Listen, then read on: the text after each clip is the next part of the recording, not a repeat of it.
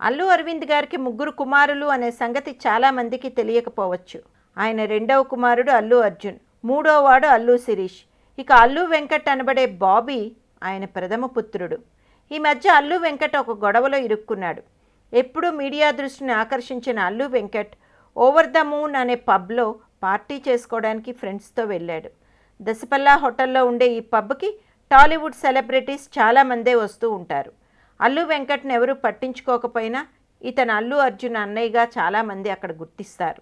ఆ శనివారం పార్టీలో అల్లు వెంకట్ ఫుల్ జోష్లో ఉన్నప్పుడు మా ఫైజా అనే ఆమె ఫోటోగ్రాఫరు అల్లు వెంకట్ ఫొటోస్ తీయడానికి ప్రయత్నించింది. ఈ విషయం ఫ్రెండ్స్ అల్లు వెంకట్కి చెప్పడంతో అతను మా ఫైజా ఆమెతో వచ్చిన ఆ ఫోటోగ్రాఫరుతో వాగ్వాదానికి దిగాడు. ఈ గొడవ ముదిరి అల్లు వెంకట్ ఆమెను కొట్టడానికి వెళ్లేంత పని చేశాడు.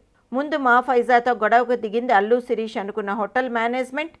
తర్వాత అది అతని పెద్దన్నయ్య అని తెలిసి అతన్ని సర్ది చెప్పి పంపించేశారు. ఈ గొడవనంతా స్టిల్స్ తీసిన మీడియా వ్యక్తి దాన్ని న్యూస్ పేపర్ వాళ్ళకి పంపడంతో అల్లు వెంకట్ అనే వ్యక్తి ఉన్నట్లు, అతని నిర్మాత అల్లు అరవింద్ పెద్ద కొడుకు అనే విషయం చాలామందికి తెలిసింది. ఇటొచ్చి ఒక మంచి విషయం ద్వారా అల్లు వెంకట్ గురించి మనకు తెలుసుంటే అది బాగుండేది.